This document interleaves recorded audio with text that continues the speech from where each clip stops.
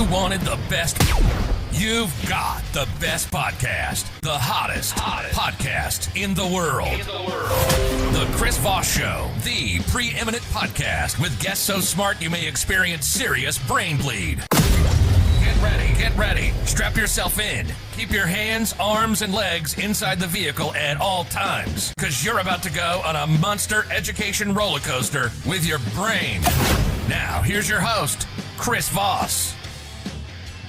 Hi, folks. Chris Voss here from the ChrisVossShow.com, the ChrisVossShow.com. Hey, we're coming to you with another great podcast. We certainly appreciate you tuning in. Have I told you how much we are thankful that you are here today? Not only authors that show up, but also our audience that shows up. We're so grateful you're here. Could I grovel anymore? We love you guys. Anyway, refer the show to your family, friends, neighbors, relatives. Get them all to go to the show on iTunes. Over there, we're on the new, I guess Spotify just dropped a new Clubhouse app copy. You may have seen us doing some broadcasting on Clubhouse app. They just dropped something called the Green Room. If you haven't checked that out, go follow the show over there. And what's really nice about that is Spotify is one of the syndicators of the Chris Voss Show podcast. Of course, there's a billion of them all over the internet, including Amazon and Audible, that pick up the feed there, if you will. The feed, as the kids call it. Anyway, as the kids also call it, we're also on the iTunes, the Instagram, the TikTok, the Facebook groups. Go follow all the groups on LinkedIn, et cetera, et cetera. Also go to goodreads.com/Chris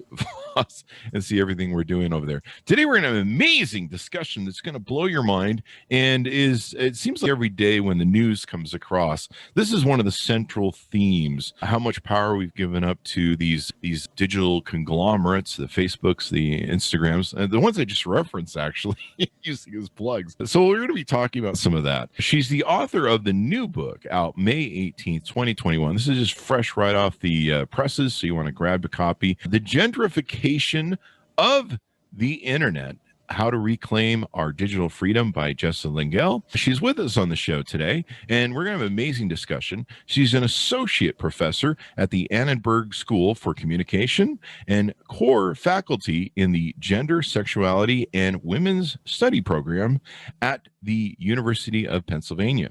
She received her PhD in Communication and Information from Rutgers University. She has an MLIS from Pratt Institute and an MA in Gender Studies from New York University. And lo and behold, she's even on the show today. Welcome to the show, Jessa. How are you? I'm just great. Thanks so much for having me. Thank you for coming. We certainly appreciate you. Congratulations on the book. This is your third book, so awesome sauce. Give us your plug so people can find you on the interwebs. Sure. You can find me on jessalingel.tumblr.com or through my school website, asc.upenn.edu.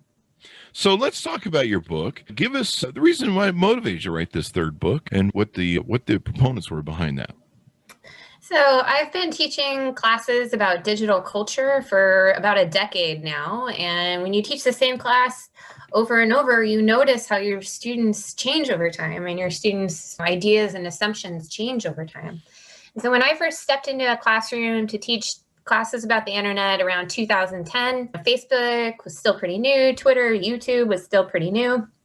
My students would walk in the door and they had pretty good vibes about big tech. They felt these were crucial tools for them to promote themselves, to get jobs, but also to find friends, to find community. They associated social media with things like democracy and education. And that has so changed over the last decade. So now when my students walk in the door, they tend to be very skeptical, very cynical about the internet. They tend to assume that they are being watched and surveilled all the time, that their content is being monetized. And of course, they're not wrong. But my job used to be trying to teach people how the internet could be problematic or discriminatory. And now I have a very different job. Now my job is more about teaching students become this way, and also how could it be different. So I wrote this book for my students. I wanted a book that ordinary internet users could read and get a sense of how did we get here and what could make it different and better in the future. That's a great place to be right now, because we are deep down the rabbit hole.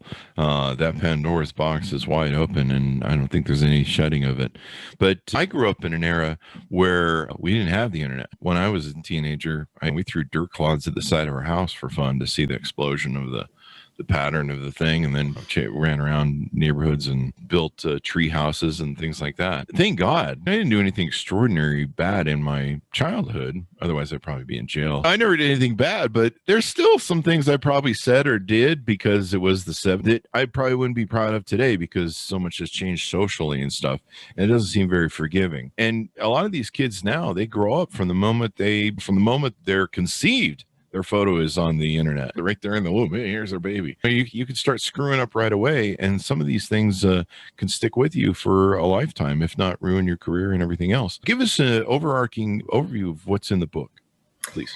Sure. You're totally right to say that young people today, they're experiencing the internet in a particular way. And one thing that I think about is that they're often told digital natives how the internet works. And a lot of times that's true, but they don't always understand, or just they haven't had a chance to learn about its history. So that's what the book is about. And so the book starts off by saying the internet has gentrified, and then I unpack the word gentrification, which is a very loaded word for activists versus developers versus longtime residents and new-time residents. And then I say, okay, here's what gentrification means when we're talking about cities. And now I'm going to walk you through how it happens online. And I talk about online communities that's having gentrified, so the platforms that we use like Facebook and Twitter. And then I talk about how the tech industry itself is this force of gentrification. And then finally, I talk about the infrastructure of the internet. So even the ISPs, the internet service providers that we use that are allowing us to be online right now, those structures, which we think of as just like fibers and cables, even those have gentrified in the last, say, 20, 30 years. And then the book, just being inspired by urban anti-gentrification activists and trying to think about what have they been able to do pushing back on gentrification that maybe we could apply to the internet. Help us out with like you say, it's a loaded word, gentrification. What does that mean in accordance with the title and content of your book, Gentrification of the Internet? Yeah, gentrification is a process of neighborhood changing over time. And so that's the most basic neutral definition. So everybody agrees that it's about a neighborhood changing. The reason it gets so heated is that change good or bad, and whose fault is it? So most of the time when we're talking about gentrification, we're talking about a neighborhood that tends to be poor, that tends to be Black folks living there, brown folks living there. And then you have young, usually more wealthy, more access to education and jobs, folks moving in. And then what happens over time is that original residents tend to get pushed out and new construction goes in, and suddenly the neighborhood becomes almost unrecognizable. And so it's loaded because developers come in and say, hey, isn't this great? These houses are new. There's so much more money floating around. But for longtime residents, it's usually a real set of trade-offs because they can no longer afford to live in the neighborhood. Businesses that may be catered to folks who have been living there a long time get pushed out, and then fancy brunch spots or coffee shops or yoga studios open up instead. So that's what urban gentrification looks like. There you go. So when you talk to your students, do one of the sub things on the book is how to reclaim our digital freedom. So what are some examples that you use in the book on how to reclaim our digital freedom? Sure. Step number one is just making sure we're more informed. And it's really easy to use these technologies every day. And it's a lot harder to force ourselves to do the work of learning as much about them as they know about us. So there's usually quite a disconnect. So Facebook has so much more information about its users than we do about them. Number one is learning what are their policies, who owns the data that you share on these sites, what are your options if something is happening that you don't like, if you want to report someone. All of those basic literacy steps, you might be surprised how often people have to wait until there's a problem before they start really digging into that. Step number two, I call being your own algorithm. And this really means pushing back on the way that we get pushed into filter bubbles. So for example, if you're on YouTube and you're watching a video on climate change and you just happen to see a video, you want to learn more about climate change, and the video just happens to be a climate change denial video, the next video that comes up in your queue will not be a video that says climate change is real. It just will take you down this rabbit hole of more and more content saying the exact same viewpoint.